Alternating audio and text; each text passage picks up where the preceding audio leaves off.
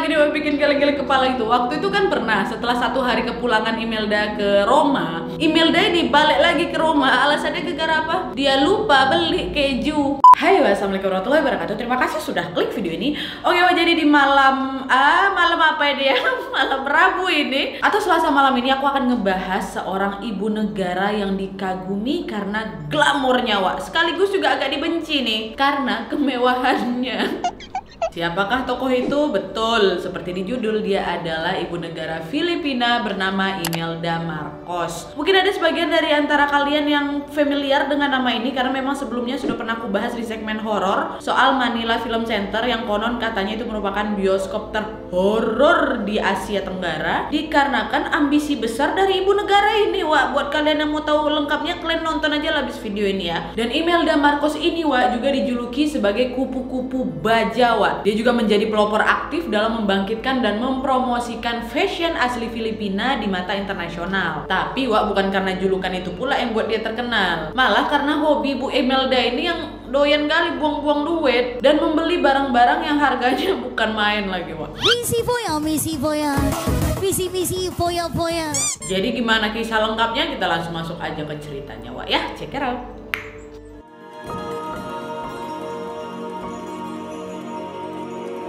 Oke, jadi Ibu Imelda Marcos ini memiliki nama panjang Imelda Romualdez Marcos, Dia ini lahir di Manila, Filipina pada tanggal 2 Juli tahun 1929. Nah, saat usia dia ini 8 tahun, ibunya Imelda ini udah tiada atau udah meninggal. Sedangkan ayahnya pada saat itu terlilit hutang akibat firma hukumnya yang mengalami kebangkrutan. Nah, akibat masalah yang memang menimpa keluarganya inilah Imelda pun harus pindah tempat tinggal dari Manila ke wilayah Tacloban namanya. Jadi bisa dibilang kalau Imelda ini dari kecil sudah menghadapi situasi yang lumayan cukup pelik lah ya. Tapi seperti peribahasa bersakit-sakit dahulu bersenang-senang kemudian, ini adalah istilah yang cocok kali untuk situasi yang memang dialami oleh Imelda. Karena setelah Imelda ini beranjak dewasa, dia mencoba mendaftar dan mengikuti kontes ratu kecantikan lokal di wilayahnya. Nah, karena memang Imelda ini memiliki paras yang ayu dan diakui oleh orang-orang di wilayahnya kalau memang dia ini cantik, maka nggak heran kalau dia pun berhasil memenangkan kontes kecantikan lokal tersebut pada tahun 1949. Nah, di tahun yang sama Imelda pun menempuh pendidikan di Universitas Saint Paul Tacloban tadi dan lulus di tahun 1952. Nah, sebagai sarjana baru nih ya, Imelda yang memang ingin mendapatkan kehidupan yang lebih baik pun, maka dia memilih untuk kembali lagi nih ke Manila dari Tacloban tadi. Dan sesampainya di Manila, Imelda sempat menginap atau tinggal di tempat sepupunya. Nah, sepupunya si Imelda ini adalah ketua DPRD Filipina,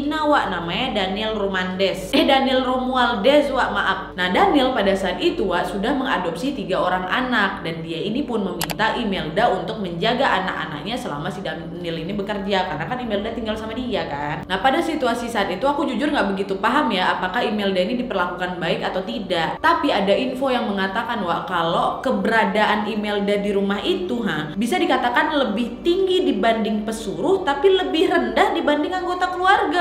Karena apa? Karena Imelda selama di rumah Daniel tuh sering disuruh-suruh dan kayak nggak dianggap lah gitu. Tapi entah benar atau tidaknya perlakuan buruk yang menimpa Imelda pada saat itu, yang jelas Imelda memutuskan untuk tidak bergantung lagi nih sama keluarga Daniel dan dia pun melamar pekerjaan sebagai seorang pelayan di sebuah toko. Nah, ayah Imelda yang mendengar bahwa anaknya bekerja sebagai pelayan toko ini pun kan jadi geram lah pula sama si Daniel ya kan. Kok bilang mau kau jaga anakku, malah kenapa dia jadi pelayan di luar? Sempat cekcok waktu itu ayahnya Imelda sama si Daniel mengenai alasan kenapa keluarganya Daniel ini memperlakukan anaknya sampai-sampai si Imelda ini harus bekerja sebagai pelayan toko lah gitu. Nah, karena si Daniel ini jadi nggak enak hati sama bapaknya si Imelda, maka dicarikannya lah itu Imelda pekerjaan baru, pekerjaan yang lebih layak dan lebih bagus lah gitu istilahnya, kan ketua DPRD kan si Daniel ini. Dan akhirnya Imelda pun mendapatkan pekerjaan dengan bantuan si Daniel di divisi intelijen Bank Sentral dan bersamaan dengan itu Imelda ini pun diperkenalkan oleh sepupunya yang lain yang bernama Loreto Ramos kepada Adorekiong Reyes, yaitu seorang guru dari Sekolah Tinggi Musik dan Seni Rupa Universitas Wanita Filipina atau PWU disingkat.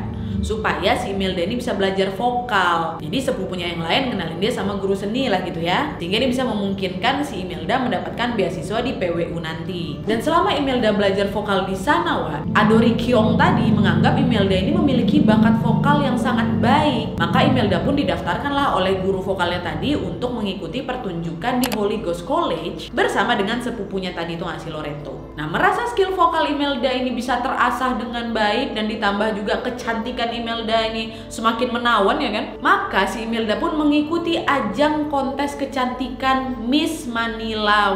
Dan selama ajang kontes berlangsung memang adalah itu sedikit drama dalam pemilihan siapa yang berhak maju sebagai kandidat Manila untuk menjadi Miss Filipina dan bisa masuk ke ajang kontes kecantikan yang lebih besar lah gitu, dimana kandidat yang terpilih waktu itu si Imelda sama ada lagi nih Miss Norma Jimenez.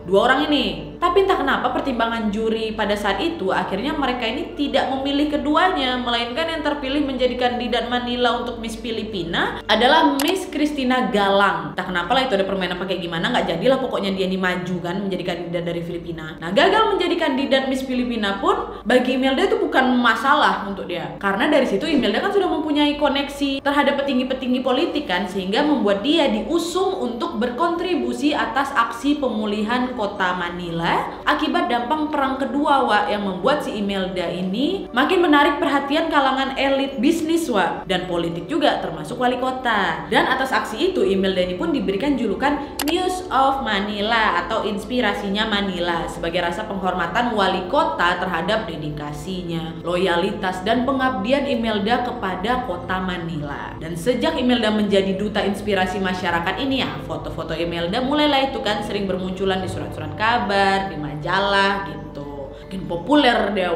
Nah, kepopularitasannya si Imelda yang semakin dikenal oleh berbagai kalangan ini membawa Imelda pun bisa bertemu dengan jodohnya, dimana pada bulan April tahun 1954 ketika si Imelda ini sudah berusia 25 tahun, Imelda saat itu sedang berkunjung lah ke Kongres Filipina untuk menemui sepupunya Daniel tadi itu yang ketua DPRD. Nah, kehadiran Imelda di sana membuat Ferdinand Marcos, yaitu anggota Kongres yang pada saat itu juga sedang hadir dalam rapat anggaran di sana, terpesonalah dengan kecantikan Imelda. Memang cantik kali juga si Imelda muda ini. Nah, Ferdinand yang pada saat itu pengen kali berkenalan sama si Imelda tapi belum ada nyali nih untuk berkenalan langsung, maka dari itu Ferdinand minta tolong lah sama seorang jurnalis dia yang bernama Jose Guevara untuk diperkenalkan kepada Imelda. Adalah ini dikenalan lah mereka dan ngobrol-ngobrol. Yang dilakukan oleh keduanya membuat mereka ini ternyata sama-sama merasa cocok gitu Ditambah lagi kriteria pasangan Imelda itu mewajibkan pasangannya ini harus lebih tinggi daripada dia. Ternyata udah ada dalam diri Ferdinand kan. Sedangkan kriteria Ferdinand mengenai standar kecantikan untuk menjadi pasangannya udah ada dalam diri Imelda. Cocok lah berdua itu. Dan sejak pertemuan inilah mereka saling tertarik satu sama lain. Dan 2 minggu setelah menjalin hubungan, banyak kali sebenarnya drama percintaan yang mereka hadapi. Ada satu kisah so sweet yang pernah dilakukan sama Ferdinand. Aku pengen cerita aja sama kalian. Jadi waktu itu Ferdinand ini sedang mengunjungi rumahnya Imelda yang pada saat itu Imelda ini ada rencana untuk berangkat liburan ke Baguio. Nah, Ferdinand yang pada saat itu ditemani sama Jose, jurnalis dia tadi tuh menawarkan Imelda, yuk sayang kita berangkat bersama. Iyalah kata Imelda kan. Selama perjalanan itu berlangsung mereka kemudian si Ferdinand sama Jose ini mengantar Imelda ke rumah keluarganya Daniel. Sementara si Ferdinand sama si Jose memesan kamar di penginapan sekitar lah gitu. Dan setiap harinya selama berada di Baguio itu Imelda nih selalu dikunjungi sama si Ferdinand. Bahkan tiap kali berkunjung tuh Ferdinand tuh selalu bawain bunga, bawain hadiah gitulah. Akibat kesoswitan Ferdinand inilah yang makin buat si Imelda nih luluh. Lalu betul aja ketika si Ferdinand ngelamar dia langsung diiyakan sama si Imelda. Tapi sementara itu ada satu obrolan ringan yang dilontarkan Jose kepada Imelda mengenai keinginan terbesarnya Imelda. Dan Imelda waktu itu dengan santai menjawab bahwa, "Hai, kenapa saya mau menikahi dia? Karena saya ingin menjadi ibu negara." Ada nyangkut. Sampai akhirnya pada tanggal 17 April tahun 1954, Ferdinand dan Imelda pun menikah secara diam-diam, Wak. Waktu itu yang menjadi hakim pernikahan mereka adalah temannya Ferdinand yang bernama Francisco Kenko, yang kebetulan pula sedang tinggal di Boguyo itu. Jadi dilamar di Boguyo itu, Wak. Dan pernikahan gereja mereka itu baru dilaksanakan setelah menerima restu dari ayah Imelda melalui telegram pada hari Minggu, tepatnya di Minggu Paskah, Wak. Nah, pernikahan atau resepsi mereka itu pun diadakan di tanggal 1 Mei tahun 1954 di Pro Katedral San Miguel, Wak, di Manila, yang mana tempat itu merupakan tempat pembaptisan si Imelda dahulu. Dan dari hasil pernikahan mereka ini, mereka dikaruniai 3 orang anak. Anak pertama bernama Ime, Ferdinand Junior atau biasa dipanggil Bongbong, dan anak ketiganya Irene. Dan 5 tahun setelah kelahiran anak ketiga mereka, Wak, Ferdinand yang diam-diam memang ingin mewujudkan keinginan terbesar istrinya, yang bersamaan dengan jerih payah yang memang sudah dia lakukan selama ini pun, akhirnya dia terpilih sebagai presiden negara Filipina. Dan pada saat pelantikan suaminya itu, Imelda waktu itu sangat antusias sekali, Wak. Karena mungkin ya Imelda nggak nyangka kan kalau impian terbesarnya bisa terwujud. Nah, karena sekarang suaminya sudah menjadi pemimpin negara, otomatis Imelda ini pun juga kecipratan posisi lah. Dimana Imelda diposisikan menjadi menteri kemasyarakatan, Wak. Dengan backgroundnya Imelda yang memang sebelumnya udah aku kasih tahu tadi mengenai dia yang pernah menjadi pemenang kontes kecantikan, serta ketertarikannya terhadap hal-hal yang cantik dan indah inilah. Maka dia pun juga ditugaskan untuk mengawasi banyak proyek, termasuk proyek kecantikan dan kesenian di Manila. Meskipun sebenarnya pihak-pihak lain menganggap bahwa Imelda adalah aset bagi negara karena memang visi proyeknya yang berkaitan dengan pembangunan beberapa fasilitas serta menginginkan Filipina ini dikagumi dan dihargai di mata dunia. Akan tetapi, Wak, itu bagi pihak oposisi lah, mereka menganggap kalau proyek yang dibuat oleh istri dari Ferdinand atau ibu negara ini adalah sekedar ingin menghabur-haburkan uang negara aja. Nah, ini ke bagian situ yang kita bahas, gimana kelakuannya atau perilakunya Imelda selama menjadi ibu negara Filipina ya sekarang.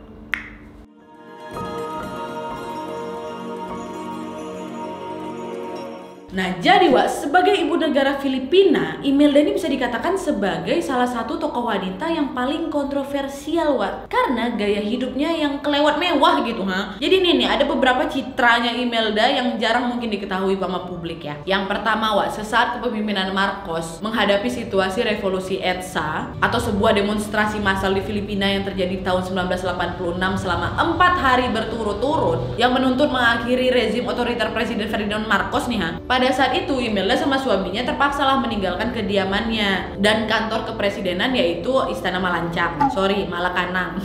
Dan pada saat pemindahan itu, ada benda yang mungkin kalau Wawa lihat sendiri itu bisa geleng-geleng kepala. Benda yang dimaksud itu adalah koleksi sepatunya Imelda yang jumlahnya bukan ratusan, Wak, tapi ada 3.000 pasang. 3.000 pasang. Nggak itu aja, ada juga 508 gaun panjang, 427 dress, 15 jubah berbahan bulu manik, serta 888 handbag ada di istana dia. Dan klaim mengenai jumlah sepatu Imelda ini pun akhirnya sampai nih di telinga Imelda kan, yang akhirnya mendorong dirinya untuk melakukan klarifikasi. Dan dalam klarifikasinya dia mengatakan kalau saya nggak punya 3.000 pasang sepatu, Pak, tapi ada 1.060 pasang, kata dia. Banyak juga itu, Bu, mohon maaf ya. Dan juga dia mengatakan semua sepatu ini ya sebagian besar diproduksi di Marikina, Wak. Nah, Marikina ini adalah kawasan industri sepatu memang di Filipina, jadi kayak barang lokal lah gitu. Jadi nggak salah dong kalau saya punya ribuan sepatu ini, karena Wak, dia tuh mengaku bahwa dirinya ini adalah duta promosi sepatu ke publik gitu loh. Meski pada kenyataannya nih, Wak, ya sebagian besar sepatu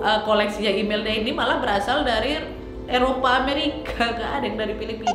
Ada pun paling 1-2, nggak sampai 1.000 atau 3.000 tadi tuh. Kalian tahu lah buatan Eropa, Amerika berapa harganya. Dan karena perempuan ini juga nih, Wak, ya, sepatu-sepatu dia ini sampai dimuseumkan. Entah siapa yang mau pergi ke sana. Itu yang pertama, Wak. Yang kedua nih, selain menjadi dewanya sepatu, Imelda ini juga dikenal sebagai ibu pecinta bling-bling, Wak. Pokoknya dari ujung kepala sampai ujung kaki dia semua bling-bling lah gitu, gemerlap. Nah, dugaan ini muncul, Wak, ketika ditelusuri oleh foto-foto miliknya, yang mana Imelda ini selalu memakai perhiasan dan pakaian yang selalu memiliki aksen-aksen glitter gitu, Wak. Dan ada juga dugaan kalau Imelda ini memiliki banyak sekali perhiasan, dan betul aja, Wak. Koleksi perhiasannya mulai dari tiara Cartier yang merupakan brand fashion eksklusif tuh, hingga berlian pink langka yang nilai karatnya bisa 25 karat. Belum lagi gelang Bulgari yang merupakan brand fashion eksklusif miliknya yang dilabeli harga $1 juta, Wak. Kalau dirupiahkan sekitar 14,5 miliar tuh, ha. Maka kalau bisa ditotal nih harga semua perhiasan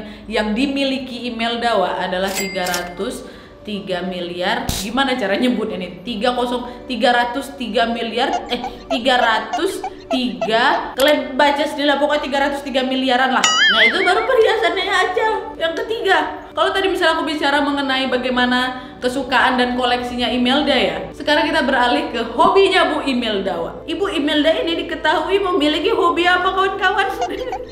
Betul, belanja. Belanjanya bukan sekedar belanja biasa, Wak, ya. Nggak kayak kita nih, udah masukin barang di keranjang sampai 99+, nggak di check out. Nggak mungkin Ibu Imelda kayak gitu, kayak kita maksudnya.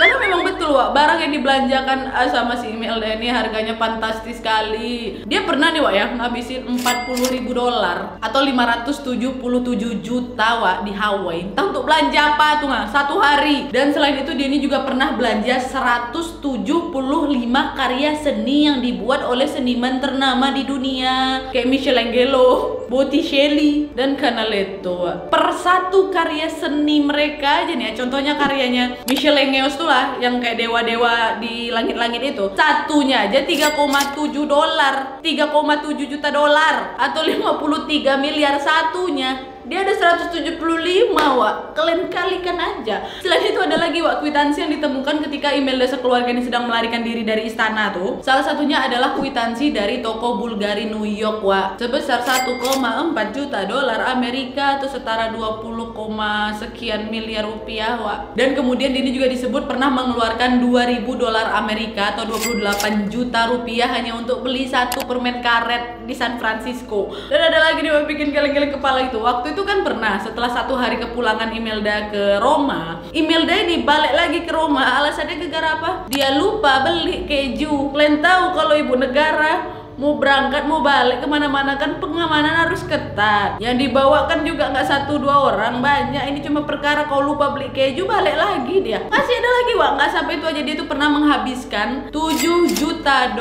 selama 90 hari atau 9 miliar selama 90 hari. Kalian bayangkan satu hari 100 juta dia. Pernah juga, Wak, dia beli spray harga 13 juta. Beli piranti makanan atau piring set itu 57 juta. Bahkan dia beli serbet, Wak, serbet 28 juta harganya. Serbet tuh. Aku nih meronta-ronta loh dengarnya, ya Allah. Keranjang TV aku tuh udah banyak, aku belum check out kan.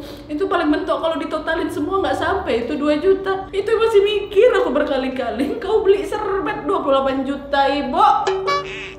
Itu yang ketiga ya. Ya, hobi belanja. Nah, yang keempat, Wak, kalau ada sesuatu yang positif mengenai gaya hidupnya nih, gaya hidupnya Imelda itu adalah bagaimana Imelda ini membantu mempromosikan fashion Filipina memang. Nah, Imelda yang memang pada saat itu memiliki tubuh yang langsing dan mempunyai tinggi di atas rata-rata, cocok dibilang sebagai wanita yang pakai baju apa aja enak dipandang lah gitu. Nah, Imelda yang selalu memakai gaun Filipina yang dikenal dengan terno, dalam menghadiri setiap upacara formal ini pun membuat dirinya ini dijuluki sebagai The Iron Butterfly, Wak, dikarenakan pola pada lengan dressnya tuh mirip kayak kupu-kupu lah gitu. Kayak aku gini lah, cuman dia lebih panjang aja lagi. Dan dengan begitu Imelda pun berharap bisa menghidupkan kembali fashion asli Filipina. Baik di mata lokal maupun publik internasional. Sebenarnya nggak cuma dulu aja sih dia pakai terno, sampai sekarang pun dia masih suka pakai terno tadi tuh. Nah, yang kelima, Wak. Nah, fakta unik lainnya yang kelima, Wak. Kalau misalnya Taylor Swift terkenal dengan Taylor and the Gang-nya, Imelda ini juga terkenal dengan Blue Ladies-nya, Wak. Jadi dia ada geng sendiri namanya Blue Ladies. Dan anggota Blue Ladies ini ya itulah berisi istri-istri pengusaha kaya, menteri-menteri, pejabat, dan kaum elit Manila lah gitu pokoknya. Dan Blue Ladies ini, Wak, tercetus akibat warna seragam yang dipakai Imelda dan anggotanya yang disesuaikan dengan warna kampanye lakinya. Dan kehadiran geng ini bukan sekedar duduk-duduk nongkrong kayak awak, tetapi mereka secara aktif melakukan acara-acara sosial dan ya Mulia lah itu tujuannya, mulia. Lalu yang keenam, sebelumnya kan aku bahas ya tadi mengenai perannya Imelda yang mengawasi beberapa proyekan di Manila ya kan. Nah, proyek-proyek yang diawasi oleh Imelda ternyata nggak sekedar mengenai ketertarikannya dengan kecantikan dan kesenian aja, Wak. Melainkan kesehatan juga masuk nih dalam pengawasannya Imelda. Nah, proyek-proyek tersebut, Wak, mulai dari Philippine Heart Center, Volks Art Theater, Coconut Place, serta Manila Film Center tuh yang gedungnya penuh kontroversi itulah, ada videonya nanti habis ini kalian nonton ya. Nah, kata Imelda, Wak, proyek pembangunan ini dibangun bertujuan untuk membangkitkan kota Manila sebagai kota kelas dunia lah pasca terkenanya pengeboman Perang Dunia Kedua. Tapi, Wak, bukannya terkesan untuk memajukan Filipina, publik memandang proyek yang dikerjakan oleh Imelda ini hanya sekedar untuk pemuas keinginannya Imelda aja. Karena itu dia mau yang mewah, duit gak 1-2 miliar yang keluarin, Wak, ratusan. Habis itu terbengkalai aja. Beberapa sih yang terbengkalai kayak Manila Film Center itu. Yang sisa-sisanya juga mungkin masih ada deh. Tapi ibaratnya kayak gak balik modal semua proyek-proyek dia tuh, ngambur-ngambur uang negara aja. Dan yang ketujuh, Wak, ada lagi info yang mengatakan kalau Imelda ini adalah orang yang pendendam loh, Wak. Alasannya ya karena waktu itu ada insiden heboh yang mana waktu itu Imelda ini mengundang lah secara pribadi ya, mengundang The Beatles, Wak, untuk tampil ke sebuah acara pribadinya yang memang diselenggarakan di istana. Nah, The Beatles berangkat lah kan ke Filipina dan tinggal di sebuah hotel. Nah, karena Imelda ini ngerasa aku secara pribadi yang ngundang dia, jadi wajar lah Imelda ini meminta The Beatles untuk datang ke rumahnya atau ke istananya untuk aku jamu lah, untuk ngobrol gitu kan. Tapi entah kenapa pada saat itu The Beatles menolak, Wak, karena kemungkinan mereka menolak supaya nggak ada kesan mereka ini terikat dengan kepentingan politik lah gitu. Nah, mungkin karena kesal si Imelda ini, Imelda pun akhirnya memerintahkan semua orang untuk mengunci bandara internasional Manila, Wak, dan memerintahkan massa untuk menyerbu kamar hotel band The Beatles. Kalian pikir lah gitu, supaya nggak ada satupun anggota The Beatles tuh bisa balik ke negara asalnya. Dan bersamaan dengan itu juga, Wak, mungkin karena Imelda ini udah ngerasa rugi kali ya, maka dia pun menuntut kepada manajemen The Beatles untuk membayar ketetapan pajak di Filipina lah pada saat itu. Gede juga loh disuruhnya. Kesian lah The Beatles. Yang kedelapan, Wak, kalau tadi si Imelda ini dikenal sebagai si pendendam, Imelda ini juga dicap oleh publik sebagai si penuntut. Alasannya, Wak, selama menduduki jabatan sebagai ibu negara, dia ini bertindak layaknya seperti seorang ratu di puncak kekuasaan suaminya. Karena segala keinginannya harus diturutin, Wak, dan dilaksanakan, mulai dari proyek pembangunan yang aku sebutkan tadi itu hingga ingin menjadi tuan rumah di ajang kontes kecantikan Miss Universe tahun 1974. Dan yang lebih parahnya lagi, biar kalian tahu, Imelda ini pernah menuntut cuaca cerah di kotanya kepada suaminya, dan betulan dikabulkan. Pokoknya aku nggak mau tahu besok waktu acara Miss Universe harus cerah, aku nggak mau ada hujan, aku nggak mau ada mendung, harus cerah. Oke sayang, kata Ferdinand Marcos. Kenapa waktu itu si Ferdinand memerintahkan angkatan udara Filipina untuk menaburkan awan tuh, entah kayak gimana caranya untuk mencegah pembentukan angin lah gitu. Tapi ditaburkan, nggak ngerti aku. Dan nggak cuma itu aja, Wak, Imelda yang memang menginginkan Manila memiliki resort tuh, dia meminta suaminya untuk mengirimkan pesawat ke Australia supaya bisa mengumpulkan pasir putih dari sana, supaya resort pantai yang dibuatnya itu sesuai dengan apa yang dia bayangkan. Ambil pasir dari Australia, Wak, pakai pesawat. Ada lagi deh contoh lain. Imelda ini kan menyukai pakaian sulam, Wak, dengan pola sulaman yang luar biasa sulit kali gitu kan. Ada nih satu desainernya Imelda yang mengaku kalau saking sulitnya pola sulaman baju Imelda ini, ada penyulam yang hampir kehilangan penglihatannya. Dan lucunya lagi, Wak, Imelda punya aturan konyol mengenai pemilihan baju, yaitu apabila desainer ini ingin menawarkan baju ke Imelda, si desainer itu harus membuatkan pakaian yang baru saja dibuat dan harus memperlihatkan kepada Imelda 10-17 potong pakaian yang baru-baru. Dan dengan banyaknya pakaian yang desainer tujukan kepada Imelda itu, nanti Imelda cuma pilih satu. Dari 17 itu dia bikin udah susah payah sampai ke kantor, dipilih cuma satu. Dan stafnya juga pada saat itu diperintahkan untuk mencari aksesoris kayak sepatu, tas, perhiasan semuanya tuh yang sesuai dengan gaun yang dipilihnya tuh di waktu yang bersamaan. Jadi nggak boleh kejeda hari. Misal ada nih 10-17, aku mau yang itu, kata kayak gitu. Nah, yang lain anak buah yang lain harus cari kan aksesoris yang pas juga. Jadi dia nggak mau nunggu besok, nggak, harus pas sama itu. Nah, luar biasa ibu negara ini kan. Iya, memang bersenang-senang dari dahulu, bersakit-sakit terakhirnya lagi.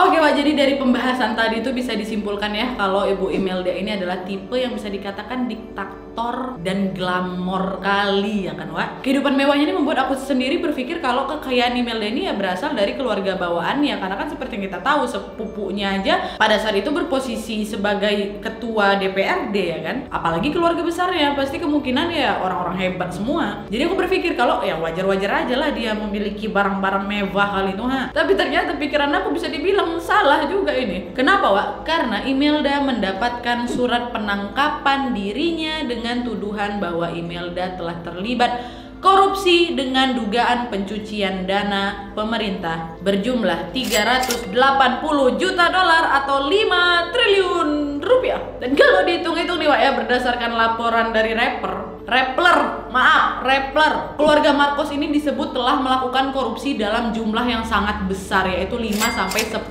miliar dolar Amerika atau 70-140 triliun selama pemerintahannya Ferdinand Marcos, suaminya nih ha, dari tahun 1965 sampai 1986. Dan rekor ini Wak, katanya sampai dicatat di Guinness World of Record Wak, sebagai perampokan terbesar dari sebuah negara atau greatest robbery of government. Tapi katanya ini juga fake sih, tapi entah enggak lah ya. Dan pengadilan Filipina juga menyebutkan kalau Imelda sengaja menyembunyikan kekayaannya dengan cara menciptakan yayasan swasta abal-abal Wak. Oleh karena itu Imelda pun mendapatkan hukuman minimal 42 tahun penjara. Akan tetapi karena di masa waktu itu usia Imelda ini udah renta Wak ya, Imelda pun menggunakan usianya sebagai alasan agar hukumannya ini bisa diringankan.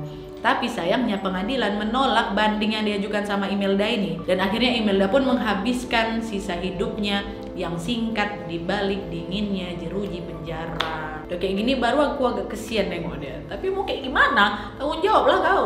Oke Wak, jadi begitulah kisah perjalanan hidup dari ibu negara Imelda Marcos yang cantik kali tapi boros kali ini. Selain korupsi yang memang dituduhkan kepada Imelda, ternyata dia dan suaminya juga sempat dituduh melakukan pelanggaran hak asasi manusia juga Wak. Mereka juga sempat digulingkan dan diasingkan oleh revolusi di tahun 1986 yang menyebabkan mereka ini harus kehilangan jabatannya. Dan tuduhan mengenai pencucian uang yang dilakukan oleh Imelda dan suaminya ini membuat semua aset mereka disita oleh negara. Kasian ya Wak ya, di masa tuanya yang seharusnya bahagia sama anak cucu dia, ini malah menghabiskan waktu di penjara, ya Allah. Tapi mau gimana lagi lah, namanya juga udah ngebuat negara rugi bandar, ya harus tanggung jawab. Oke Wak, jadi dari cerita yang aku bahas tadi, gimana menurut kalian? Aku pengen banget dengar pendapat kalian soal Ibu Imelda Marcos ini di kolom komentar di bawah Wak ya. Atau apa mungkin kalian mengetahui lagi belanja-belanjaan tergilanya Bu Imelda yang tidak aku sebutkan di sini? Kalian boleh juga tulis di bawah, tulis aja semuanya. Dan sebenarnya nggak cuma Ibu Imelda Marcos ini aja sih, salah satu yang masuk kandidat ibu negara paling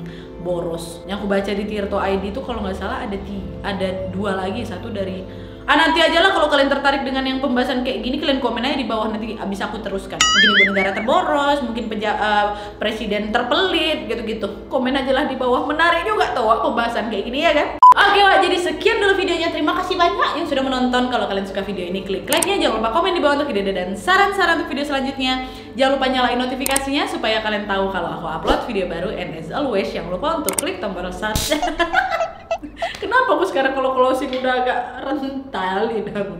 Sampai mana tadi kan? Dan jangan lupa untuk klik tombol subscribe supaya kalian sama-sama tahu informasi menarik dan menegangkan dari channel aku. See you next video Wak. Bye. Kan udah nggak keras lagi.